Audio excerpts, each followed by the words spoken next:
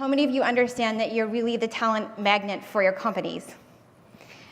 We tend to underestimate that power, and we stop sometimes, or we don't begin to start really investing in our development. Obviously, we're all here, we're committed to developing and connecting, but it's more than that too. My first 7 years, I had imposter syndrome. I had social anxiety, and I was just a great recruiter. And then all of a sudden, I had to hire, and I had these people looking at me, and I'm like, I don't know, and I was not a great leader, and I didn't realize that until I joined EO. My staff would give me high fives and how you doing, and they liked me. But what I didn't understand is they actually didn't respect me.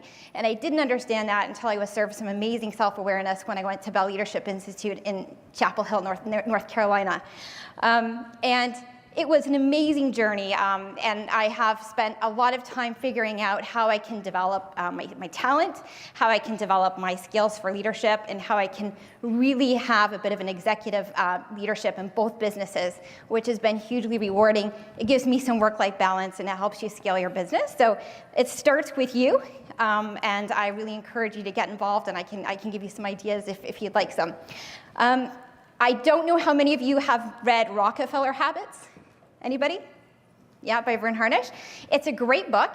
And if you Google their checklist, Rockefeller Habits checklist, it's kind of my go-to guide. I pull it out about once a quarter, and I just look at my leadership skills and what I want to focus on, core values, mission, goals. Does everybody know what the value proposition is, the goals of your organization, why we're all here? So it's a great reference, and I think if you haven't checked that out, it's a great resource. My first one is hire slow and fire really, really fast. And entrepreneurs are softies. We're softies. And I don't know how many of you, I'm going to put my hand up, I've had so many employees throughout my journey that I probably should have released into their beautiful future long before it happened. And we just put it off. We make excuses. We're not sleeping. We're angry. They already can tell that they're not feeling the love, but we keep them around because we're fearful. And in my experience, it just never serves you well. It doesn't serve you well. You pay more severance, hurt your culture more, because guess what? If you're feeling that way, probably so are some of your key performers, and it can dilute your awesomeness as a company. So that's on the firing side.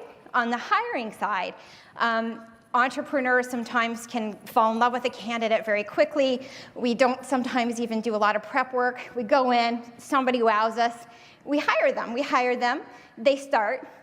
We don't really have necessarily the best onboarding plan for them because we've kind of forgotten some stuff, or this is me at least. And then we go to our employees to train them, to onboard them, to include them in the culture. And so I did this, and I had a lot of rejection of some of the people that I hired.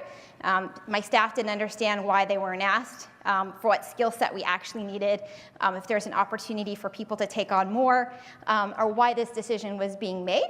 So I flipped it upside down, and I'm the last person that does the interview. We have a wine and cheese. It actually got featured on Fast Company. So after we go through an extensive interviewing process, about 4 or 5 interviews, we have a wine and cheese. Everyone in the company is included and invited.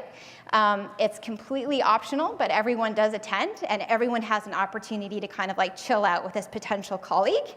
And guess what? When they start, everyone feels some accountability to help them be successful in the company.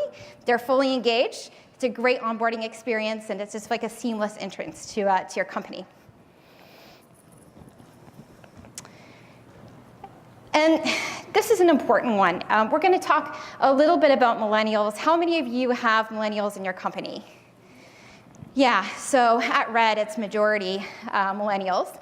And if you were to look at your employment contract and what it's like, the rigidity of your company, some of them, you might, if you were a really great passive candidate, would you want to work at your own company?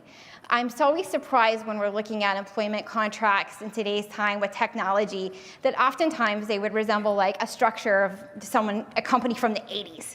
It's in the office, it's set hours, there's no flexibility, you can't work from home, you can never work remotely, and there's a huge opportunity. Oftentimes it's a missed opportunity for entrepreneurs to offer that flexibility because you can win in the war for talent, in your war for talent, you could really win by being creative and incorporating some things that are unique. They offer flexibility, they offer trust, and of course some fun.